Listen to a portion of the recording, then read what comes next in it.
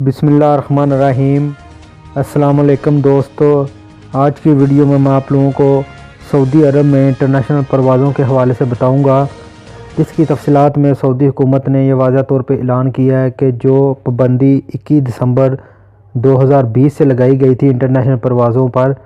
جس کو ایک ہفتے کی مدت کا ٹائم دیا گیا تھا اور ساتھ میں یہ بھی کہا گیا تھا کہ اس میں مزید بھی ایک ہفتے کی توسیع ہو سکتی ہے، تو اب اس میں ایک ہفتے اور کی توسیع کر دی گئی ہے اور ساتھ میں یہ بھی کہا گیا ہے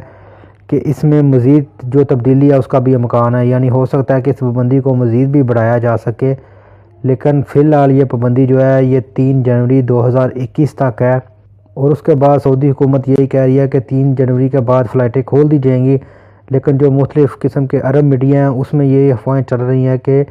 10 جنوری کے بعد یا 11 جنوری کو فلائٹیں کھولی جائیں گی، لیکن ابھی تک بھی کوئی کنفرم نہیں ہے۔ لیکن اس کی تفصیلات میں سعودی حکومت نے ایک اہم جو اعلان کیا ہے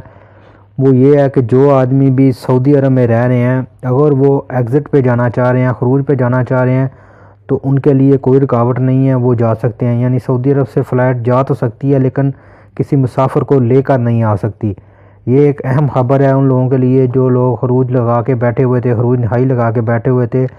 اور وہ سوچ رہے تھے کہ ہم پھنس گئے ہیں، ہم کس طریقے اپنے ملک جا سکتے ہیں۔ مختلف قسم کی جو فلائٹیں ہیں انہوں نے بھی اپنے ٹکٹ شو کر دی ہیں صرف ایک سائڈ کے، یعنی جو آدمی سعودی عرب سے اپنے ملک جانا چاہتا ہے، پاکستان، انڈیا، بنگلہ دیش، مصر وغیرہ، وہ بآسانی طریقے سے جا سکتے ہیں، لیکن جو لوگ چھٹی پر گئے ہوئے ہیں وہ واپس ابھی تک نہیں آ سکتے جب تک انٹرنیشنل